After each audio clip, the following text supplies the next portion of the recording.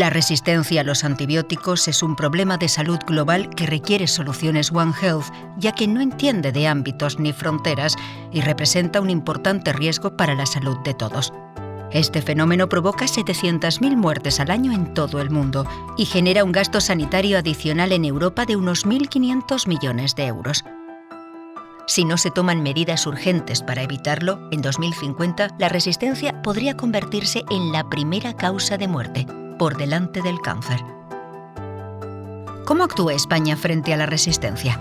Para afrontar este grave problema de salud pública, España ha sumado a la estrategia global su Plan Nacional frente a la resistencia a los antibióticos. En marcha desde 2014, siempre de acuerdo con la estrategia internacional y europea, el plan avanza con un objetivo central: frenar el desarrollo y la diseminación de la resistencia bacteriana, impulsando la reducción del consumo de antibióticos.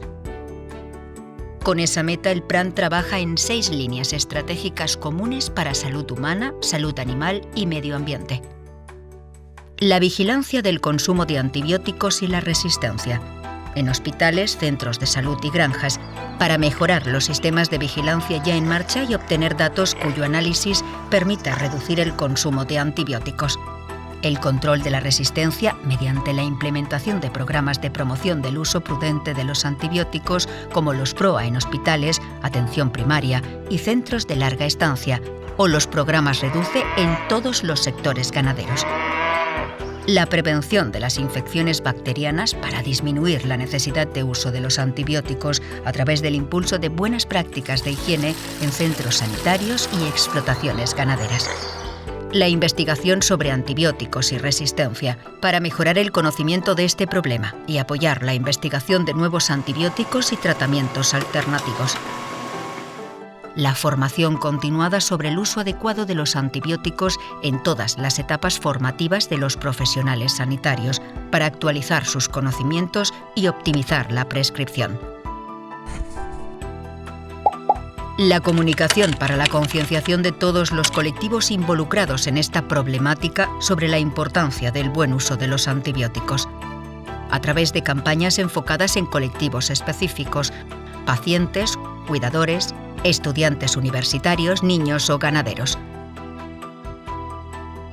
La solución al problema de la resistencia está en tus manos. Ayúdanos a conseguir que los antibióticos sigan funcionando. Súmate al plan.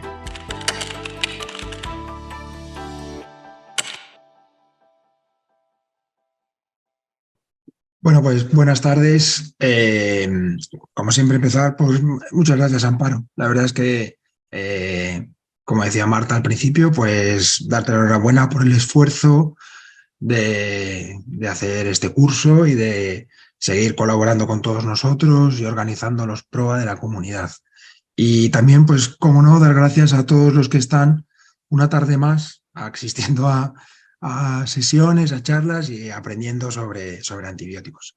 Bueno, dicho esto, la charla que vamos a presentar a continuación, esta sesión, pues es el tratamiento antibiótico empírico en la infección urinaria nosocomial. La verdad es que muchos de los conceptos que yo voy a presentaros pues ya se han citado por los ponentes anteriores, así que buena parte del trabajo lo tenemos hecho. La idea de esta sesión es, bueno, dar por lo menos las herramientas suficientes para poder abordar el problema de la infección nosocomial de la manera más práctica posible y pudiendo integrar e interpretar todas las condiciones que participan en ella, que a veces pues la hacen bastante difícil y muchas veces nos enfrentamos a problemas que nos cuesta resolver, ¿no? Por empezar, y por poner un poco en importancia el cuánto tenemos de este problema o qué podemos esperar. La verdad es que tenemos a nivel nacional, en todo lo que se relaciona con infecciones de la asistencia sanitaria, pues los datos del EPINE, que como sabéis son anuales, que nos dan información, bueno, yo creo que de bastante calidad. Las infecciones urinarias, si miramos en porcentaje, pues están entre las 5 primeras. Este año, por cierto, comentar que por primera vez ha aparecido el COVID-19 como un elemento más a la hora de analizar eh, todos los datos del EPINE. Clásicamente, como os decía, las infecciones urinarias están en este top 5 y además situadas entre los puestos de cabeza y bueno, constituyen un problema importante del paciente ingresado, ¿no? Yo creo que todos lo sabemos. Como curiosidad también, y es otra novedad de este año del EPINE, ha sacado un trabajo que es una comparativa desde el año 2012 y como veis, al igual que ha pasado con otras patologías en otros ámbitos, ¿no? Sobre todo del entorno de las enfermedades infecciosas, la pandemia por el COVID ha supuesto un retraso en el manejo, un empeoramiento y después de llevar una trayectoria descendente, pues veis que ha aumentado el porcentaje de pacientes con infección urinaria claramente respecto a las cifras que teníamos de los años anteriores. Si nos fijamos en dónde ocurren estas infecciones, pues la verdad es que podemos decir que en todos los escenarios, tanto quirúrgicos como de cuidados intensivos, pero donde las vemos con mayor frecuencia, donde está la mayor parte del problema es en los servicios médicos, probablemente en estrecha relación con las características de los pacientes que tenemos ingresadas en esas unidades, que tienen mayor edad y más comorbilidades, ¿no? Y esta es bueno, ya veis que el EPINE da muchísimos datos y es difícil entresacar dónde están los que más nos pueden interesar, pero yo creo que a la hora de hablar de infecciones urinarias nosocomiales, pues es imprescindible tener un poco la foto fija de a qué nos vamos a enfrentar. Hay muchísimas publicaciones sobre este aspecto en diferentes escenarios, tanto nacionales como internacionales. Y yo creo que, salvo peculiaridades particulares de un entorno geográfico concreto o de una unidad muy concreta, y siempre podemos hablar de los pacientes de cuidados intensivos, los pacientes trasplantados, bueno, etcétera. Pero diría que por tener una idea global de una referencia que sea bastante uniforme a lo largo de todo el país, pues como veis, seguimos teniendo a E. coli como principal protagonista, pero a diferencia de los escenarios que hemos comentado anteriormente, pues su porcentaje baja y además baja claramente. Y lo que ocurre es que empiezan a participar otros microorganismos que hasta ahora tenían un papel mucho más secundario. Y por citar los que me parece que tenemos que tener presentes en la cabeza como los más importantes, pues para empezar, los enterococos, fundamentalmente fecalis, otras enterobacterias gram negativas que acompañan a E. coli, como son Klebsiella y Proteus, importante sobre todo Klebsiella pneumoniae. Sin duda, el papel que tenemos que tener siempre presente de las infecciones causadas por pseudomonas, como veis aquí también con cifras importantes, y como último elemento también que aparece en este cuadro de infecciones relacionadas con la atención hospitalaria, pues la infección fúngica, ¿no? Fundamentalmente por Candida albicans, pero también en la que pueden participar otras especies de Candida no albicans. Fijaros que no solo son importantes en el número global, en lo que participan en todas las infecciones del paciente ingresado, sino que además están a la cabeza de las bacteriemias, como origen de bacteriemias en los pacientes ingresados, ¿no? En la atención sanitaria. Podemos decir que está por delante el catéter, las de origen desconocido y la siguiente en frecuencia ya aparecería la bacteriemia de origen urinario. Y por último, no quería dejar pasar el aspecto que es inevitable y que también ha salido aquí en las presentaciones anteriores, que es la cuestión del catéter urinario. Y también podemos quedarnos con la idea y con cifras globales de los pacientes portadores de sonda vesical, de catéter urinario permanente, la incidencia de infecciones nosocomiales casi duplica, al menos duplica respecto a la de los pacientes que no tienen, que no son portadores de catéter, ¿no? de sonda vesical.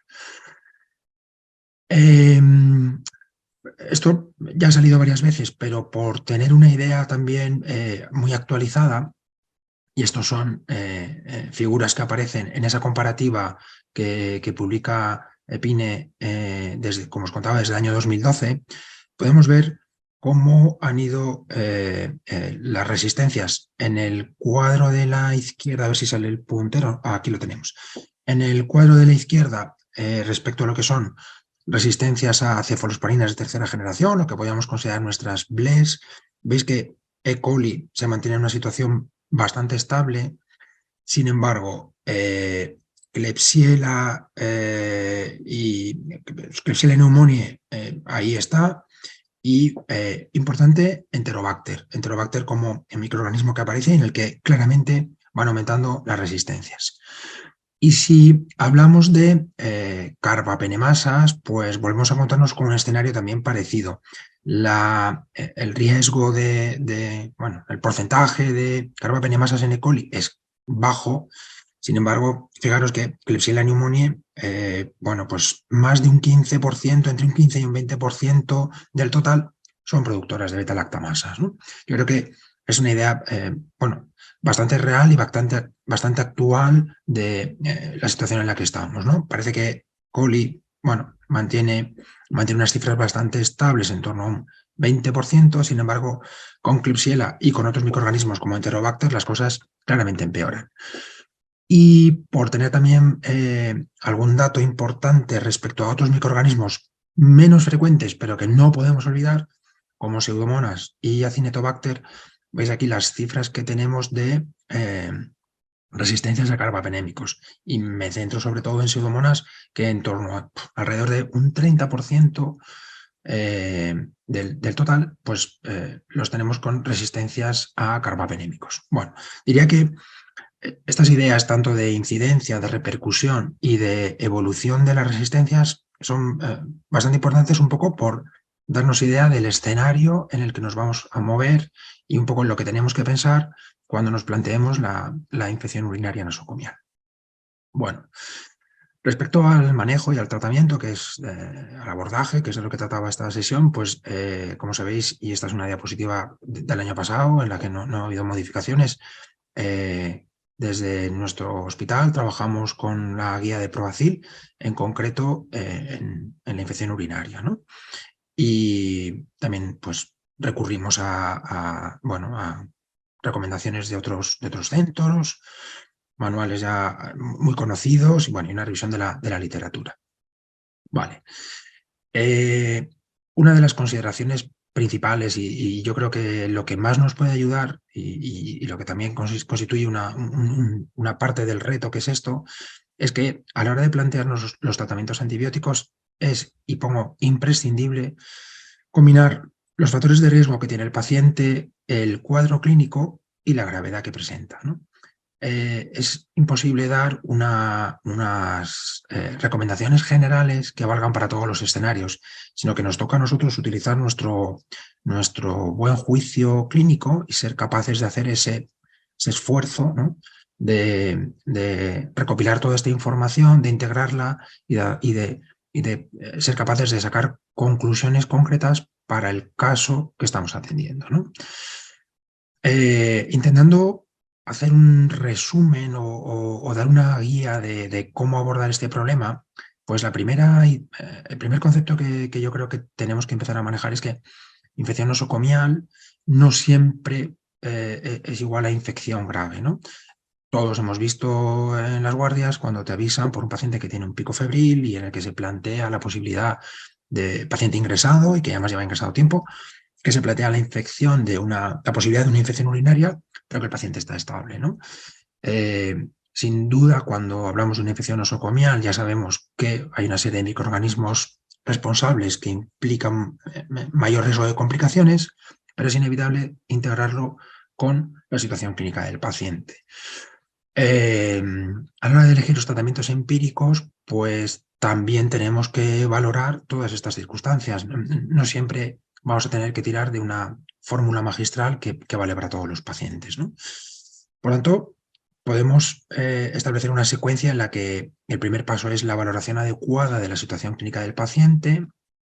Sin duda, es necesaria una recogida de muestras microbiológicas correspondientes y fijaros que siempre son importantes. no hay duda, pero quizá en este escenario de la infección nosocomial, por la trascendencia que tiene, pues todavía más. Además de las infecciones de las muestras microbiológicas, pues por supuesto todo aquello que consideremos que nos hace falta. Y Alberto antes lo ha explicado perfectamente de cuándo es necesario o no realizar una prueba, una prueba radiológica, cuáles son las analíticas que debemos tener en cuenta, por supuesto, todas las características clínicas del paciente, ¿no? Ya lo hemos dicho antes, ¿no? A partir de ahí, pues bueno, se plantea el momento, el momento quizá más difícil para todos, ¿no? Que es el de tomar la decisión de qué hacer, ¿no? Cuando es necesario el tratamiento antibiótico inmediato, bueno, pues tenemos que integrar estudios previos de colonización que tenga ese propio paciente, cuál es la epidemiología local de nuestro entorno, cuanto más cercana mejor, y las recomendaciones de las guías. Pero también podemos enfrentarnos a un escenario en el que nuestro paciente esté estable, en el que no sea necesario un tratamiento antibiótico inmediato, en el que podemos esperar y ver, ¿no? Hacer una vigilancia del paciente y esperar los resultados de los cultivos, ¿no? ¿Cuándo elegir esto? ¿Cuál es el mejor momento? ¿Cuáles las condiciones de cada paciente? Pues bueno, eso es un poco el reto que nos toca y un poco el estímulo que tenemos a la hora de enfrentarnos a este problema, ¿no? Por intentar ayudarnos y buscar cuáles son los objetivos, los datos que tenemos que recopilar que parecen más importantes, esta es un cuadro como muy clásico, ¿no? Y que sale siempre que hablamos de factores de riesgo para la adquisición de infecciones causadas por patógenos multiresistentes, ¿no? Hay, bueno, una serie de características que son muy comunes, ¿no? Y en concreto de lo que nos toca a nosotros, pues tendríamos que ser el portador de un catéter urinario, una sonda habitual, ¿no?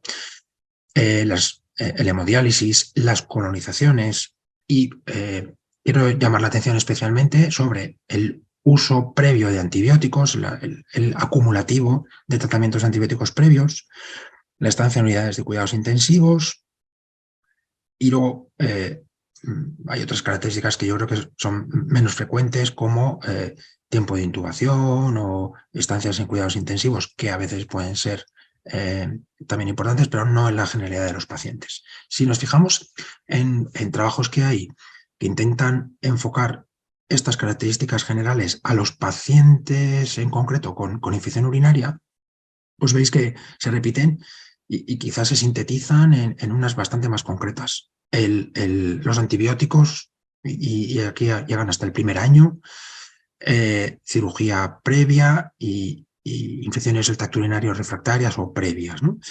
Y en el siguiente trabajo, pues van en la misma línea y quizá lo único que complementan es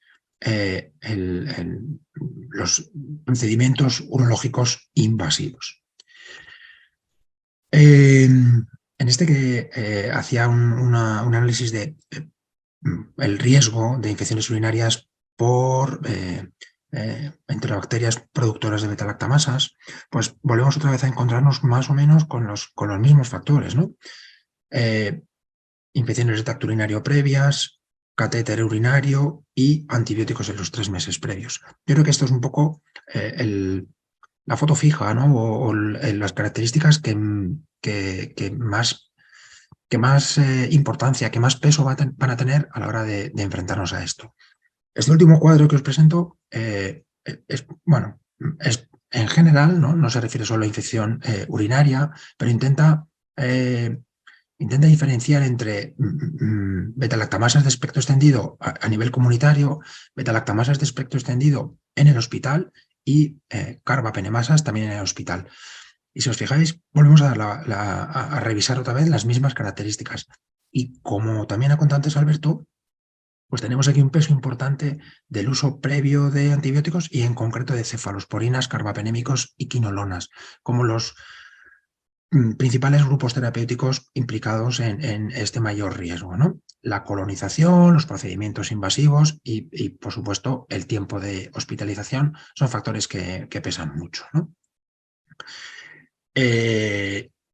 Cuando hablamos de colonización, infección y en los factores de riesgo de los pacientes que llevan mucho tiempo ingresado, pues en esta es una diapositiva adaptada de José Ramón Paño, pues vuelve otra vez a meter en la fórmula pues las mismas circunstancias que hablábamos antes, ¿no? Y aquí lo que sí nos llama la atención, y me parece un factor bastante importante, el conocer la prevalencia de microorganismos, de infecciones por microorganismos multiresistentes que tenemos en nuestro entorno, en nuestra planta, en nuestra unidad, en ese servicio, ¿no?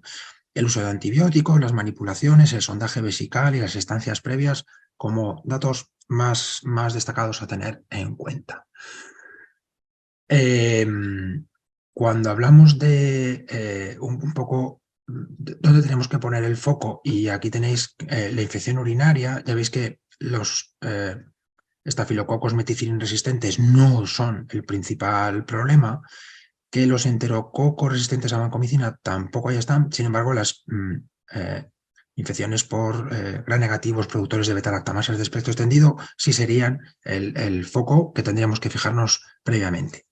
Y en relación con esta infección por enterococos, tenemos, y ya lo presenté el año pasado, este trabajo que me parece muy bueno y que además es de la comunidad en el que están los compañeros de Salamanca, en el que hacen una aproximación además de todo el grupo de gram negativos, en qué circunstancias deberíamos tener atención a la posibilidad de infecciones por enterococos, ¿no? Por gram positivos. Y fijaros que entre las circunstancias que podríamos considerar como más importantes, volvemos a antibióticos en los 6 meses previos, neoplasia y la uropatía, aunque no haya insuficiencia renal. El sexo varón también es algo a tener en cuenta. Después de haber visto y haber repasado todas estas circunstancias que yo creo que tenemos que tener en cuenta a la hora de enfrentarnos a nuestro paciente, y en el caso que decidamos tratarlo, pues es verdad que cuando estemos ante cuadros no graves, aunque sean de origen nosocomial, podríamos recurrir a las estrategias de tratamiento que se han revisado previamente, ¿no? Y ya verás que yo creo que tenemos una aproximación bastante práctica a qué utilizar.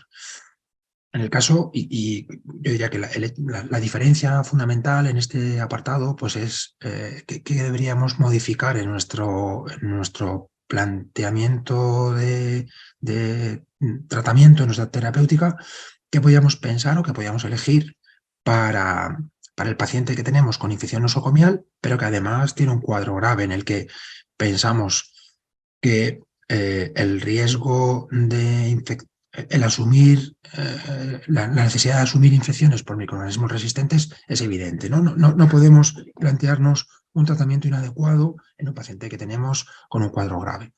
Aquí las recomendaciones que hemos hecho desde la guía ProAcil pues son bastante claras, ¿no? Claro, es que los criterios diagnósticos para cuadros graves, pues bueno, la presencia de comorbilidades, edades extremas, procedimientos invasivos. Ya hemos hablado antes de circunstancias epidemiológicas concretas que tenemos que revisar, y luego, pues sin duda, el cuadro clínico del paciente, ¿no? La afectación del estado general y el riesgo vital. La propuesta que hacemos es meropenem en dosis estándar de 1 gramo cada 8, más o menos amikacina, y en un tratamiento corto y si no hay ninguna justificación para ello, se podría suspender a las 48-72 horas, ¿no?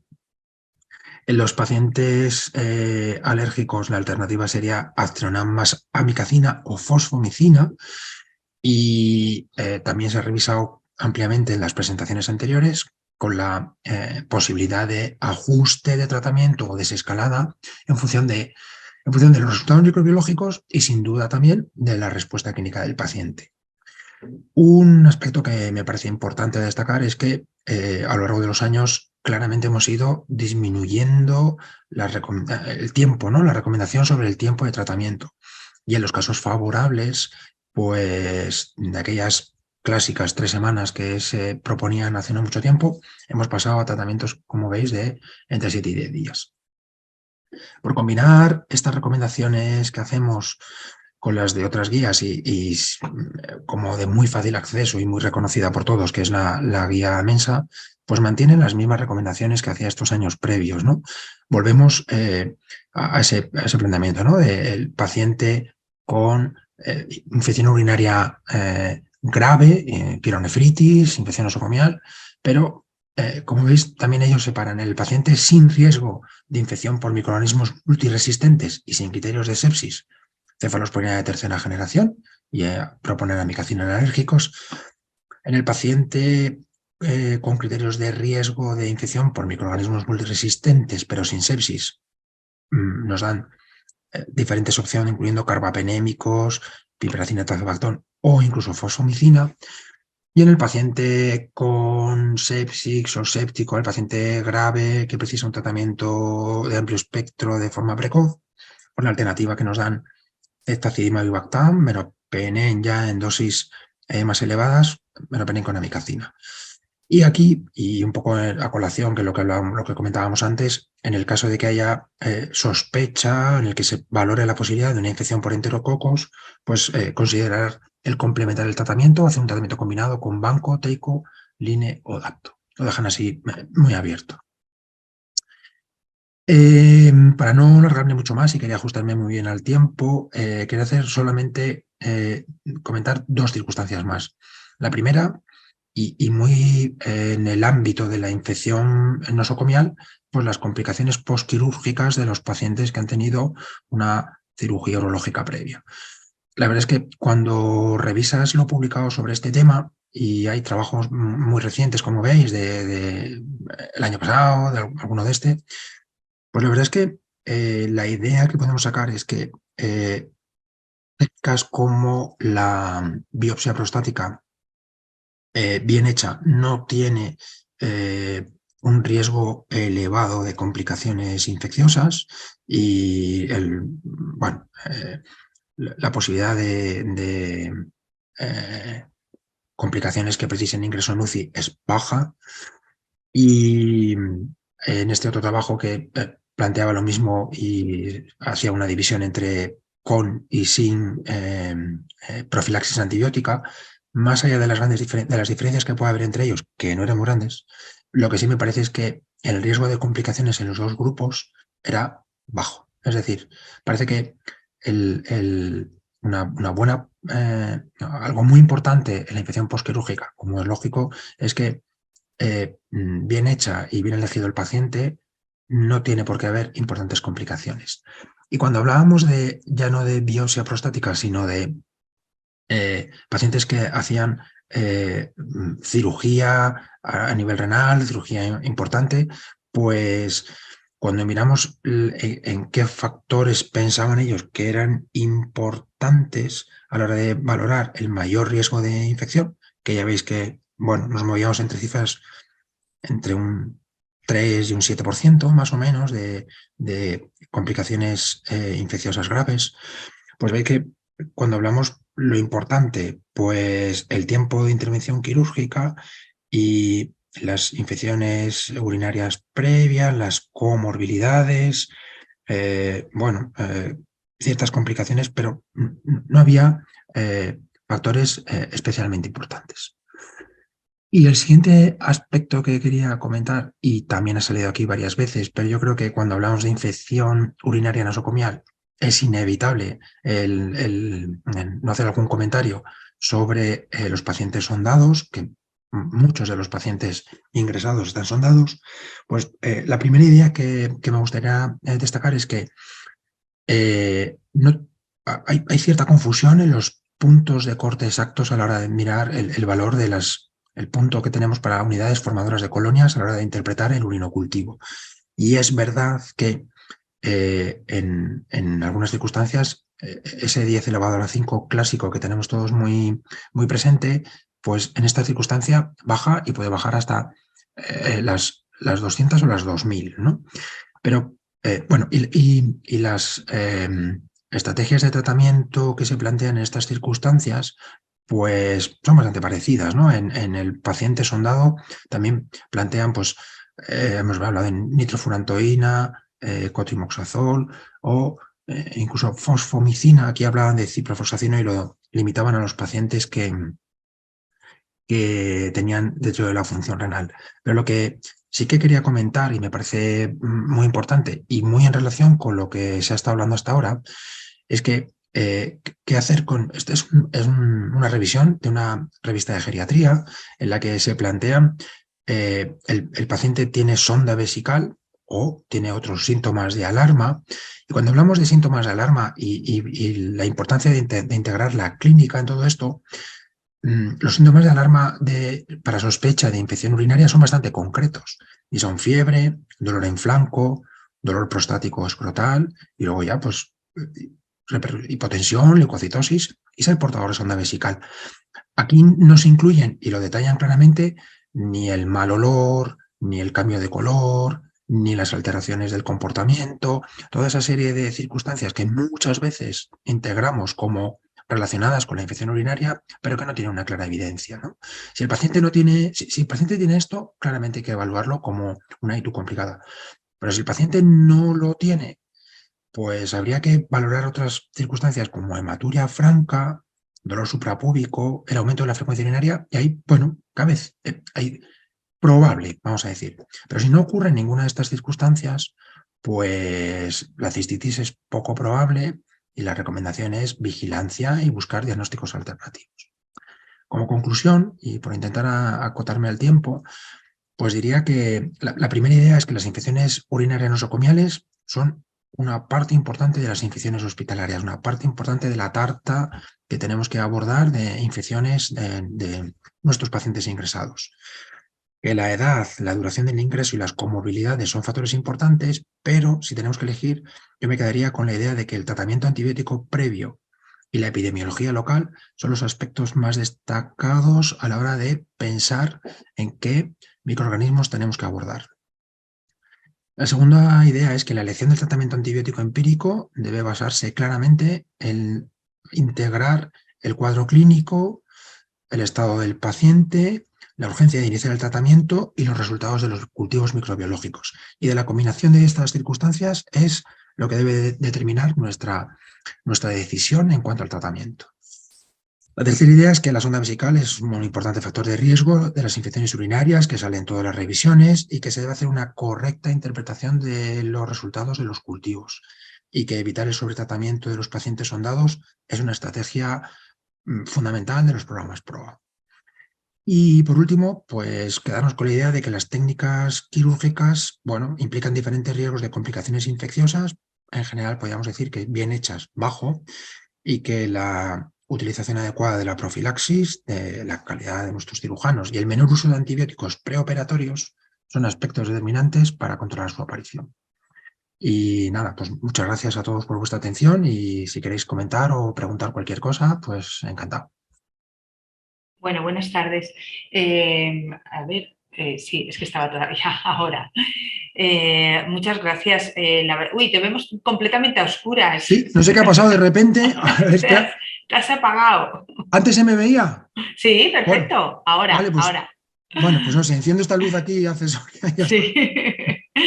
Que bueno, que a ver, volvemos otra vez con lo mismo, ¿no? Toda la pandemia nos cambió no es que nos cambiara, es que todos aquellos procesos o aquellos proyectos que llevábamos como ITU0, que yo creo que era un programa muy importante con todo el control de las sondas, pues se dejó de hacer en prácticamente todos los sitios y se dispararon otra vez las infecciones asociadas a estos dispositivos, ¿no? Yo creo que es una de las cosas que llamó mucho la atención también en el EPINE, que a ver, que lo que has comentado, que son muchos datos y que también es difícil de manejar un poco qué significan.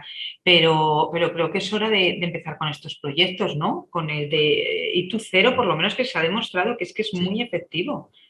La verdad es que yo creo que la sonda, entendida como una, bueno, no sé si decir como un ente, no, pero como un escenario, ¿no? Como un escenario muy concreto, ¿no? Sí.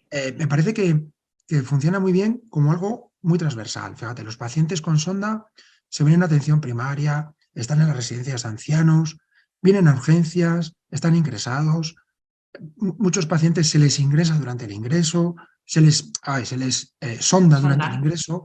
Es es una circunstancia que necesita especial atención y que además creo que el abordaje que hacemos es imperfecto, ¿no? Y los programas de bacteriemia cero relacionados con la sonda son muy buenos, ¿no? De ¿Mm? cuando lo haces bien, cuando lo abordas bien y cuando la manipulación, la indicación del sondaje, la interpretación del resultado se hace bien, conseguimos resultados muy buenos, ¿no? Antes ha salido, tanto, lo han dicho tanto Menchu como Alberto, ¿no?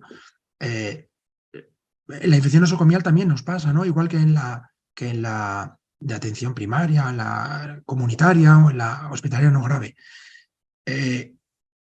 Sobrediagnosticamos y a veces sobretratamos a pacientes que no tenemos ni un diagnóstico claro ni tampoco un cuadro clínico grave, ¿no? Aquí en el nosocomial, inevitablemente siempre metemos un elemento más, que es un paciente que está ingresado y que nos preocupa el factor de riesgo que pueda tener, ¿no? Pero la verdad es que a veces el paciente está bien, ¿no? Ha tenido clínica o un pico febril y, bueno, en la baraja de opciones, ¿no? De cuál es la causa, bueno, pues la infección urinaria ahí está, ¿no?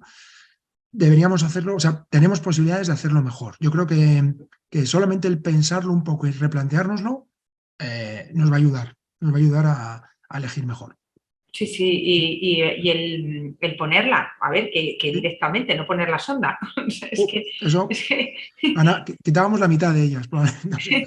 Sí. sí, y sobre todo en estos programas tiene muchísima importancia enfermería. Lo tienen en todos, pero en este Ujú. especialmente, porque muchas veces son ellas las que nos dicen, a ver, es que este paciente tiene sonda, pero ¿para qué quieres la sonda? O porque le habéis puesto la sonda, pero no le puedo quitar ya la sonda, Sí. que está muy incómodo, que está muy molesto, que no le está haciendo nada. Entonces, yo creo que son las principales aliadas en las que tenemos que basarnos para estos programas, sobre todo en el control de estas infecciones.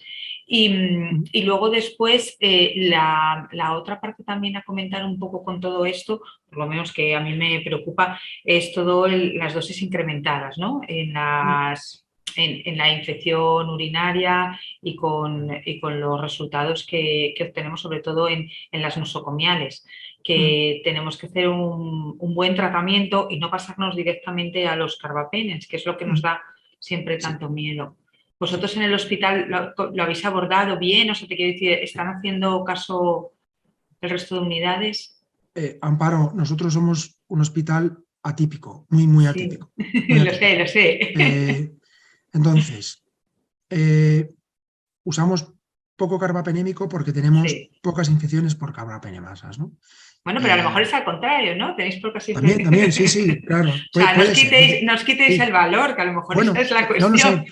sé. En nuestro caso, yo que diría que hay más sobreutilización de piperacilina tazobactam Mm, más que de carbapenémicos, ¿no? Eh, Probablemente, a ver, cuando un paciente ingresado, hablo de lo que nos ha tocado en esta última ponencia, mm. tiene sospecha fundada de infección urinaria y está grave, yo creo que mm, recogiendo muestras adecuadas, el empezar con un tratamiento antibiótico empírico de amplio espectro, el que te parezca, a mí me parece bien. Yo creo que Sí. no es, no estamos para eh, incertidumbre sobre el manejo de ese paciente, ¿no? Pero ahí tienes dos ayudas estupendas. Una, la evolución clínica, sin duda, Mm, y dos, todavía mejor, los resultados microbiológicos. Y yo diría que el urinocultivo es una muestra biológica muy, muy buena, muy rentable, ¿no? mm. Entonces, eso nos va a ayudar a, si decides utilizar antibiótico de amplio espectro, me da igual el carbapenémico que cualquier otro, no tiene nada que ver utilizarlo 2 o 3 días como utilizarlo 7 o 10 días, ¿no? Que quizás es donde tenemos la El bola enorme, problema. ¿no? Mm. De muchos tratamientos empíricos que se inician y que luego no los quitamos, ¿no? O por ausencia de resultados. Fíjate, nosotros en lo que estamos trabajando ahora es que vemos muchas sospechas de sepsis urinaria Mm. en la que en urgencias se han recogido hemocultivos, una muestra de mucha calidad, pero no se ha recogido urinocultivo, que es muy desconcertante, ¿no? Eso ocurre y no es ocasional, ¿no? Entonces, el esfuerzo es valora muy bien el cuadro clínico de tu paciente y sus factores de riesgo, recoge muestras de calidad y pone el tratamiento antibiótico que tú consideres adecuado. Me parece bien, ¿no? Yo creo que si el paciente no está malo, puedes esperar y ver, y si está malo, utiliza lo que tú consideres adecuado, que está bien, pero siempre con esa expectativa de poder desescalar, de poder ajustar, de poder acortar, ¿no? Que son el mantra que hemos repetido los tres ponentes, Sí. es muy parecido, ¿no? Cada uno en su escenario, pero con esa misma idea, ¿no? El paciente hospitalario tiene ese plus de gravedad, ¿no? O ese plus de riesgo, que sin duda es cosas muy importantes a meter en la coctelera de las decisiones, pero que no por eso tenemos que olvidar las otras circunstancias, ¿no? Que siguen valiendo exactamente igual en este tipo de pacientes. Sí, y lo que has comentado nos pasa muchas veces. Pacientes que tienen hemocultivos y no tienen el urinocultivo. Y como nos ha enseñado Alberto antes un estudio en el que dice que de todos esos 90 pacientes la bacteriemia no era tampoco, se veía solo en 6-7, creo que ponía. Y es muy importante el urinocultivo para poder desescalar y decir, pues mira, lo tenías ahí, no como está bien y no tengo cultivos, pues no voy a desescalar. O sea, que al final muchas veces nos pasa eso. Bueno, como dice Marta, aunque sea por pesados y que estemos repitiendo todo el rato lo mismo, luego conseguiremos que se haga esto. Y también lo hemos dicho el otro día, no queremos equivocar en el de que queremos ahorrar antibióticos, no los pongas. No, como dices José, o sea, si se necesita, se pone. Lo Está tenemos claro sí. todos. Y el mejor y lo que sea. Pero lo que tenemos que hacer es el después, pasadas esas 48 horas. Revaluar, ver que está bien, hemos hecho el diagnóstico, qué patógenos tenemos. Muy bien.